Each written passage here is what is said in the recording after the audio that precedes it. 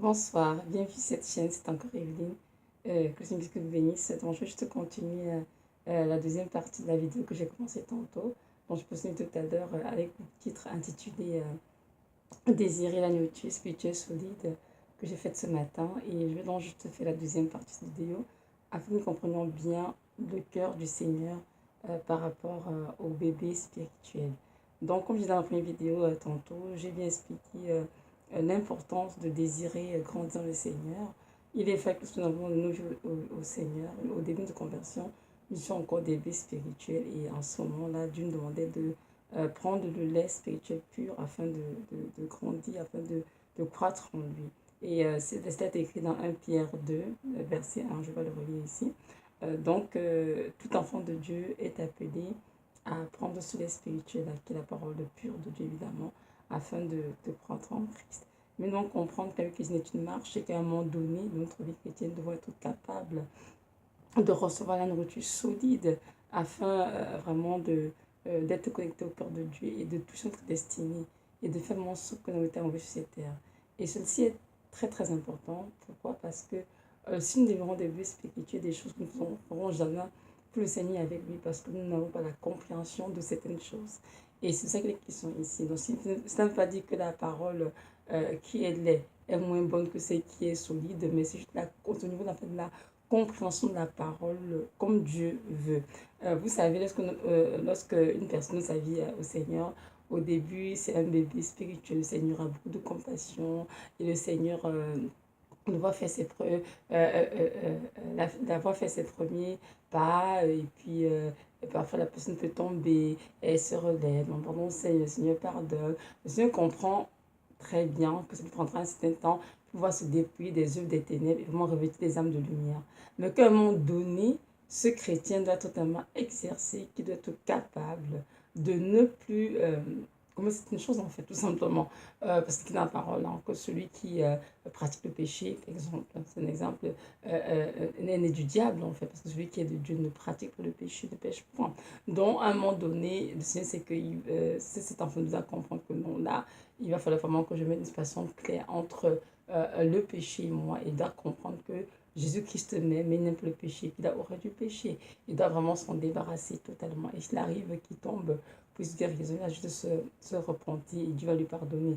Donc, il s'agit de comprendre vraiment dans cette vidéo que notre Dieu ne désire pas que nous demeurions des bébés, mais que nous grandissions, que nous puissions croire de manière à vraiment à être des hommes faits, des femmes qui soient capables vraiment de distinguer, de discerner clairement le bien du mal et être capable de choisir des choses qui glorifient Dieu, des choses qui plaisent à Dieu et non des choses qui nous plaisent nous, qui nous confondent dans le péché, mais notre manière de vivre. Donc, c'est ça. Dans la première vidéo, j'ai parlé vraiment évidemment de la nourriture solide qui nous donne vraiment cette capacité de dire non au péché, qui produit en nous vraiment un véritable dégoût pour le péché. La parole solide qui nous donne vraiment de ce côté, notre volonté, nos ambitions, nos projets, vraiment d'accepter ceux de Dieu complètement. Et cette parole solide qui nous donne vraiment la grâce d'accepter, souffrir pour qu'ils comprennent que c'est normal parce que Jésus-Christ a appris l'obéissance à la souffrance selon Hébreux 5, verset 8. Donc, en tant que ses enfants, nous devons faire moins que lui, nous aussi apprendre l'obéissance, pas la souffrance tout simplement. Donc, la souffrance fait partie intégrante de la vie chrétienne car c'est par la souffrance que Dieu nous forme et par la souffrance que Dieu forme en nous le caractère de Christ. Donc, la nécessité de comprendre que nous devons vivre une vie d'abnégation, de renonçation totale pour Christ, parce qu'il ne nous a pas sauvés pour notre propre bien, pour nous faire plaisir à nous-mêmes, mais pour lui faire plaisir à lui, pour être agréable. Donc, nous devons vraiment laisser de côté nos anciennes vies et vraiment nous souhaiter totalement à la vie qui nous offre et l'accepter telle qu'il nous offre et puis vraiment marcher dans une vie d'obéissance. Donc voilà, c'est ça. Et donc dans cette vidéo, je vais prendre un autre texte qui se trouve dans 1 Corinthiens 3, des versets 1 jusqu'à 9. Donc toujours vraiment expliquer cette différence entre un bébé spirituel et euh, et puis un homme spirituel, je dirais. Parce qu'un homme spirituel, c'est un homme qui est capable de recevoir la nourriture solide. Et un bébé spirituel, c'est un bébé qui est encore au lait, hein, comme dans la vie, nous savons dans la vie normale. Lorsqu'un enfant naît, au début, le bébé prend le lait maternel. À partir de 6 mois, le bébé commence à prendre des compotes de fruits, de légumes, etc.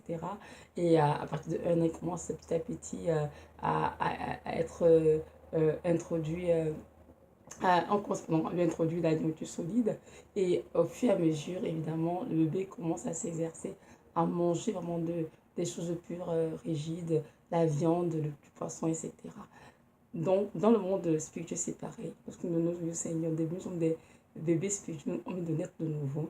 Et notre Dieu, au début, va laisser les choses nous passer. Il ne sait pas très dur avec nous. Il va comprendre qu'on est en train d'apprendre, en fait, à le connaître, à le découvrir et à marcher dans la sainteté. Mais à un moment donné, Dieu s'attend à ce que nous soyons vraiment des hommes et des femmes capables de comprendre son cœur, de comprendre le but de la rédemption, son œuvre de la croix et de vivre en conséquence. C'est pour ça que les questions ici. Donc voilà.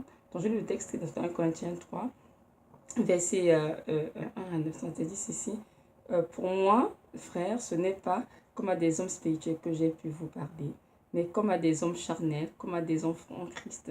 Je vous ai donné du lait, non de la nourriture solide, car vous ne pouviez pas la supporter. Et vous ne le pouvez pas même à présent, parce que vous êtes encore charnels. Je n'aimerais là pour l'instant. Notre frère Paul ici a donc parlé aux Corinthiens comme à des hommes charnels, comme à des enfants en Christ, parce qu'il s'est rendu compte qu'il ne pouvait pas encore donner la nourriture solide. Donc il leur a parlé, il a donné du lait spirituel, c'est-à-dire il a une parole qui est simple, facile à comprendre, parce que la nourriture solide, ils ne sont pas capables de la comprendre pour l'instant. Donc un homme charnel est un enfant en Christ, c'est-à-dire un homme qui a donné sa vie à Jésus, qui dit qu'il aime Jésus, mais qui continue quand même de pratiquer de la chair sans problème, quoi. Qui se livre à trop de choses, mais continue donc ami qu'il est chrétien. Donc il dit, Seigneur de ma vie, je t'aime, je te suivre, mais il n'a pas encore cette, comment dirais-je, cette force spirituelle de vraiment dominer sa chair pour marcher vraiment en compte de la parole. Donc cette personne se dit chrétienne, mais continue quand même de fricoter avec le péché. Donc Paul dit ici que les chrétiens de l'église de Corinthe sont encore charnels, parce que ces chrétiens, évidemment, sont encore au lait spirituel. Ils ne peuvent pas prendre la nourriture solide. Et il a dit cela, il a dit en verset 3, en effet, puisqu'il y a parmi vous de la jalousie et des disputes, n'êtes-vous pas des charnels? N'êtes-vous pas charnels? Et ne marchez-vous pas selon l'homme? Quand l'un dit, moi je suis de Paul, et un autre, moi d'Apollos, n'êtes-vous pas des hommes? Qu'est-ce donc qu'Apollos? Et qu'est-ce donc Paul? Des serviteurs par le moyen desquels vous avez cru, selon que le Seigneur l'a donné à chacun. J'ai planté, Apollos a arrosé, mais Dieu a fait croître, en sorte que ce n'est pas celui qui plante qui est quelque chose, ni celui qui arrose, mais Dieu qui fait croître. Celui qui plante et celui qui arrose sont égaux, et chacun recevra sa propre récompense selon son propre travail. Car nous sommes des ouvriers avec Dieu. Vous êtes le champ de Dieu, l'édifice de Dieu, parole du Seigneur. Donc, pourquoi est-ce que Paul a dit aux Corinthiens qu'ils étaient des chrétiens charnels, incapables de rejoindre Dieu solide? C'était parce que justement, il y avait parmi eux des disputes, des jalousies. Et c'est cela qui montrait à Paul, en fait, qu'il n'est pas grandi dans le Seigneur. Parce que lorsque nous maturons en Christ, nous avons un tel moment, un tel point, où il y a des choses qu'on ne peut pas dans nos vies. Et je vous assure que c'est vrai ce que je vous dis. Lorsqu'un enfant de Dieu grandit au Seigneur, prend la maturité et est vraiment soudainement resté dans la parole, il y a des choses qu'on ne peut plus voir dans sa vie. Mais bien sûr que nous avons été sauvés pour ressembler à Christ. Hein. Donc, c'est-à-dire, on marche tous les jours, on se dépouille des œuvres des ténèbres, on se sanctifie dans le but de ressembler à Christ, d'être comme Christ. C'est d'où vient le mot chrétien, non? Chrétien vient de être comme Christ. Donc, durant notre marche chrétienne, à un moment donné, on doit avoir comme sentiment vraiment de refléter complètement Christ. Il y a des choses qu'on peut faire dans nos vies. Et parlons des œuvres de la chair, justement. C'est quoi les œuvres de la chair? On va les lire un peu rapidement dans Galates, Galates 5. Donc voilà, Galates 5, des versets, je dirais, 19 à 21. Donc ça dit ceci. Or, les œuvres de la chair sont manifestes. Ce sont l'impudicité, l'impureté, la dissolution, l'idolâtrie, la magie, les inimitiés, les querelles, les jalousies, les animosités, les disputes, les divisions, les sectes, l'envie, l'ivrognerie, les excès de table, les choses et les choses semblables. Je vous dis d'avance, comme je l'ai déjà dit, que ceux qui commettent de telles choses n'hériteront point le royaume de Dieu. Parole du Seigneur. Donc, vous voyez, si on se dit chrétien, on a fait dans l'église 10 ans, 20 ans, 15 ans, et qu'on trouve encore ces choses dans nos vies, ce n'est pas normal. Ça veut dire qu'on est tout de bébés spirituels. Parce qu'à ce moment, nous entend parler, on devait déjà être vraiment mature en Christ. Quand il va se faire de choses dans nos vies, ça pourrait arriver de manière spontanée, une fois en passant, on se reprend, on n'en parle plus.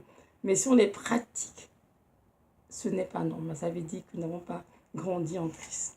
Nous restons à l'état de bébé spirituel. Et justement, c'est ça que Paul reproche aux Corinthiens.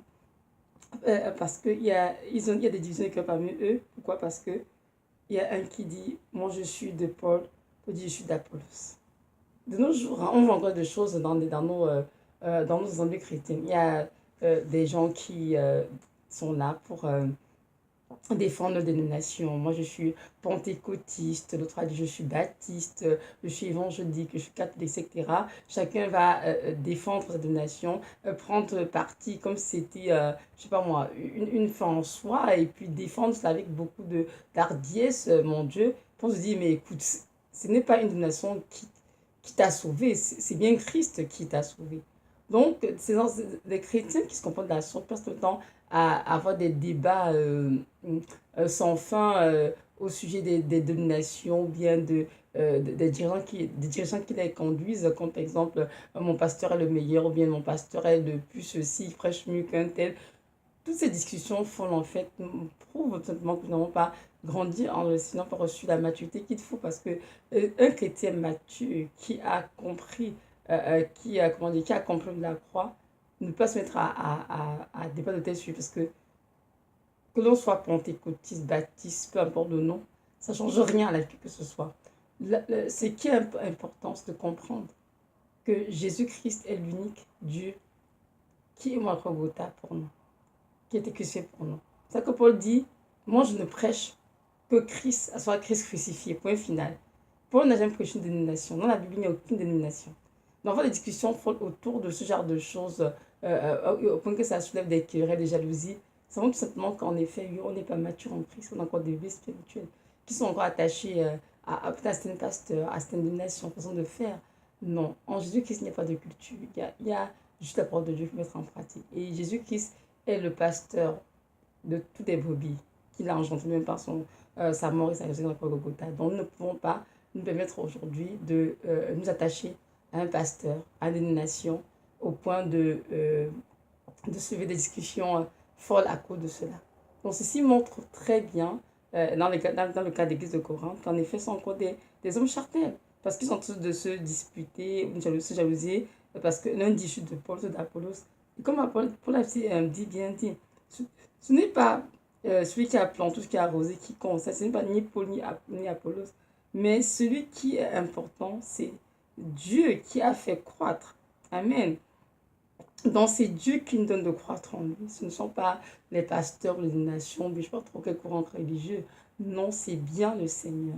Et un homme spirituel doit comprendre que ce n'est pas un pasteur qui m'ouvre le Golgotha, ce n'est pas une prophétesse ou un prophète, ce n'est pas une dénomination, ce n'est pas un pasteur, ce n'est pas une fédération, mais c'est bien Christ qui est mon Golgotha pour lui. Donc il doit s'attacher uniquement à Christ et défendre l'intérêt de Christ uniquement et non d'une dénomination.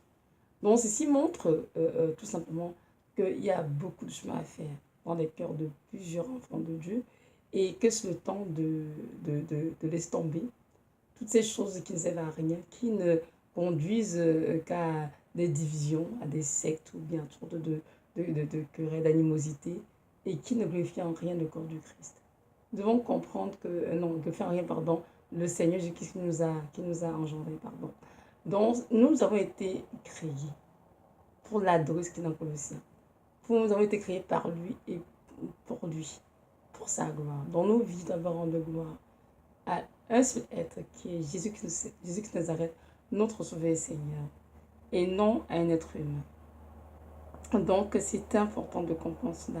C'est pourquoi que Dieu désire justement que nous croissions en lui, que nous maturions en lui, que nous soyons vraiment, comme c'est écrit dans Hébreux 5, quand j'ai lu dans la première vidéo, que nous sommes vraiment des hommes spirituels, c'est-à-dire des hommes et des femmes faits, qui soient capables vraiment d'avoir un jugement exercé pour discerner clairement le bien du mal, pour comprendre le cœur de Dieu, comprendre les Écritures, le profondeur, le sens sur le cœur de Dieu, et non comprendre dans une forme légère, juste pour nous amuser. Bien comprendre que Jésus-Christ est celui qui est mort au Golgotha pour nous, et que ce n'est pas une personne, non, un mari, une épouse, etc., ou bien un pasteur, tout ce qu'on peut penser, non. C'est uniquement Christ qui est mort au Golgotha pour nous. Et je peux dire un peu dans Hébreux 5, d'ailleurs, je relis une dessus, qui est quand même très important. Dans Hébreux 5, je vais dire à partir du verset 11, de 11 jusqu'à 14, ça dit ceci. Nous avons beaucoup à dire là-dessus et des choses difficiles à expliquer parce que vous êtes devenus lents à comprendre. Donc, comprenons, lorsqu'on parlait ici de nourriture solide, il s'agit de la compréhension de la parole. Oui, c'est vraiment, c'est ne pas dire que la parole de Dieu elle est moins bonne lorsqu'elle est lait ou elle est plus grande lorsqu'elle est solide. Non, c'est juste au niveau de la compréhension de la parole. Donc, ça dit verset 12. Vous, en effet, qui depuis longtemps devriez être des maîtres, vous avez encore besoin qu'on vous enseigne les premiers rudiments des oracles de Dieu. Vous en êtes venus à avoir besoin de lait et non d'une nourriture solide. Or, quiconque en est au lait n'a pas l'expérience de la parole de justice, car il est un enfant. Mais la nourriture solide est pour les hommes faits, pour ceux dont le jugement est exercé par l'usage à discerner ce qui est bien et ce qui est mal, parole du Seigneur. Donc, cet texte est vraiment très précis, très clair, et nous montre tout simplement que, en effet, pour la raison dans Colossiens 3, des hommes spirituels sont les hommes faits qui ont un jugement exercé pour discerner ce qui est bien et ce qui est mal. Et cela vient d'où? De la compréhension qu'on a des Écritures, justement. Amen. La compréhension. C'est la raison pour laquelle nous ne devons pas être bornés ou être très cartésiens dans notre façon de faire. Nous devons avoir l'esprit ouvert. Peut-être nous enseigne, nous donner la grâce de bien comprendre des Écritures dans leur profondeur. Vous savez, lorsque moi j'étais une jeune chrétienne, les choses que je comprenais d'une certaine manière, et aujourd'hui, 18 ans après, je comprends ces choses très, très différemment. Je comprends la profondeur de ce que Dieu a voulu communiquer à son peuple, de la parole de justice, justement. Et cela fait de moi une femme différente. Il y a 18 ans, je peux être la même femme, c'est impossible. Parce que de ma vie au Seigneur, on pouvait se dire, mais oui, c'est de toute façon, tu nous sens que tu nous aimes, hein, donc même si dans ta vie, il y a un peu de péché à la fin du monde, quoi, Seigneur, parce qu'on peut, pour, pour te suivre, Seigneur, tu dois quand même nous en vouloir. Mais aujourd'hui, quand je regarde ma vie, non, j'ai compris que le Seigneur Jésus-Christ a de la haine pour le péché. Que je ne peux pas, en tant qu'enfant de Dieu, tolérer le péché dans ma vie, aussi petit soit-il. Je dois rejeter complètement le péché et apprendre à me sanctifier, à demeurer dans la sanctification, et ce, tous les jours. Parce que les bébés spirituels, par exemple, on a tendance à prendre tout à la légère. Lorsque ce dit, par exemple, je ne dois pas marcher avec telle personne se dit, mais non, Seigneur, la personne n'a rien fait, bon, non, c'est juste un frère, une soeur en crise, mais même si elle tombe au péché, c'est pas grave et tout, c'est quand même mon ami, on va pouvoir, un jour, elle ne va pas comprendre. Est-ce qu'on devient vraiment euh, un homme spirituel au Seigneur? On voit que non, on peut être un enfant de Dieu et avoir et entrer des relations avec des chrétiens qui pratiquent le péché. C'est non. Et tout, c'est qu'il a la parole. Hein? Oui, la parole ne change pas, c'est une parole. Paul a bien écrit dans, je crois, dans 1 Corinthiens 5. On ne peut pas être enfant de Dieu et marcher avec quelqu'un qui se dit chrétien et pratique le péché. Pour le Seigneur, c'est vraiment une abomination. Voyez-vous? Alors qu'il y a de cela, du temps en arrière, moi, je ne comprenais pas ça. Moi, tout le monde était chrétien, même si les gens sont le péché, c'est pas grave, c'est à un moment donné, ils vont finir par se ranger, quoi. Mais de nos jours, c'est plus ça. Je ne peux pas vous permettre d'avoir tous les amis que je veux avoir. Non, c'est Dieu qui choisit mes amis, qui choisit les gens avec qui je vais marcher. C'est Dieu qui donne, en fait, les autres sur tout ce que je fais dans ma vie, enfin, tout simplement. Voyez-vous? Donc, il s'agit seulement de la compréhension de la parole. Parce qu'on est spirituel, on comprend la parole de cette manière, avec le bagage qu'on a pour l'instant. Et puis Dieu comprend que, oui, chemin faisant, on finit par saisir son cœur et comprendre en fait qu'il y a des choses qui doivent être rangées, mais qui doivent être faites dans notre vie. Et plus on avance le Seigneur, pardon, et plus on avance le Seigneur, plus vous êtes justement à comprendre ces choses-là. Je vous assure, je vous donne un petit exemple. Le jour où j'ai lu dans la parole, justement, ce texte-là qui parle des relations, je vais lui voler ça. C'est 1 Corinthiens 5, 1 Corinthiens 5, pardon, c'est 1 Corinthiens 5, verset 9, je dirais 9 jusqu'à 11, ça dit ceci. Je vous écris dans ma lettre de ne pas avoir des relations avec des impudiques.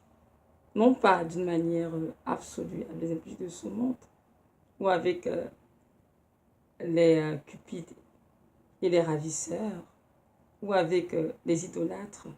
Autrement, il vous faudrait sortir du monde. Maintenant, ce que je vous ai écrit, c'est de ne pas avoir des relations avec quelqu'un qui, se nommant frère, est impudique ou cupide ou idolâtre ou outrageux ou ivrogne ou ravisseur. De ne même pas manger avec un tel homme. Parole du Seigneur. À ce jour, j'ai eu la conversation de ces versets. J'étais comme sous le choc. Je voudrais qu'on en fait que j'étais dans ma vie, j'avais des amis, mais des frères sont en question, mais qui pratiquent le péché à fond. Je mangeais avec, je faisais des choses avec. Et tant Dieu me disait tout le temps, arrête tes relations. Je ne voulais pas, je disais tout Seigneur, mais non, que ma soeur en crie, Seigneur, même si elle est tombée, à un moment donné, elle va se réveiller, Seigneur. Mais je ne sais pas qu'en fait, le fait d'entretenir la relation avec ces personnes me donne une forme de péché aussi, parce que j'étais en train d'entraîner des personnes que le Seigneur n'approuvait pas. Oui, c'est pas qu'il nous dit, mais lorsque j'étais bébé chrétien, mais ces choses, ce qu'on les dit, ça passe comme bon, inaperçu, quoi. Bon, on comprend pas trop de quoi ce que je vais parler, tout ce quoi la différence entre un chrétien qui pêche et un païen qui vient le péché. Il y a une grande différence, parce que le païen vient le péché, mais parce qu'il n'a pas connaissance de la parole. Il est encore pas, il ne connaît pas Christ, il n'est devant personne. Mais un chrétien qui a la parole de vérité, qui a reçu Christ et qui pratique le péché, Dieu ne peut pas être ton ami ou bien être ton frère, ta soeur en Christ. Et c'est ce que Dieu dit dans sa propre parole. Donc c'est sûr que si nous traînons avec des chrétiens adultères, c'est-à-dire ces chrétiens qui ont connu Christ, mais qui ne veulent pas marcher dans les Écritures, ne veulent pas vivre la vie que Christ a pour eux, mais sont conscients de côté le péché, ils vont entendre nous mettre dans des positions très très malveillantes, des positions de péché tout simplement. Donc c'est dans cette question, mais si seulement au niveau de la compréhension de la parole, nous devons être des chrétiens des spirituels, des hommes et des femmes spirituels capables de saisir clairement la pensée de Christ, de discerner avec jugement exercice ce qui est bon de ce qui est mauvais, et capable de prendre position pour la vérité, de dire oui Seigneur, avant je me suis d'une telle manière, aujourd'hui j'ai appris avec toi que telle chose n'est pas mieux quand je ne fais plus. Même si le monde le fait, même si les églises prêchent qu'il faut faire, moi je ne fais plus. Et vous, donc c'est autant de choses. En tout cas, c'est sûr que c'est très long pour aller dans tous les sens, mais il faut juste comprendre l'essentiel, c'est de désirer vraiment un Dieu solide. Si vous voulez entrer dans votre destinée et faire vraiment ce pourquoi Dieu vous a appelé ici sur terre, c'est important d'arrêter de lever spirituel, de désirer de grandir, de comprendre vraiment la parole de Dieu dans sa profondeur et de la mettre en pratique, de la vivre. C'est très important. Sinon, vous êtes des chrétiens du dimanche, de mercredi, puis la prière, et puis beaucoup évidemment vont finir en enfer, et beaucoup aussi ne sont pas enlevés en enlèvement parce que ces chrétiens, en fait, ils ont passé tout leur temps à pratiquer de la chair, hein, tout simplement. Et on dit à l'heure ensemble dans Galates 5 que ceux qui commettent de telles choses n'hériteront pas le royaume des cieux, tout simplement. Donc, un chrétien mature doit comprendre que Jésus qui est venu ôter le péché de nos vies, doit dire non au péché. Jésus que c'est moi la pauvreté afin que j'ai la vie éternelle. Je donne ma vie, mais je ne dois pas vivre ma vie. Je dois laisser Dieu conduire ma vie et ne faire que sa volonté et non la mienne.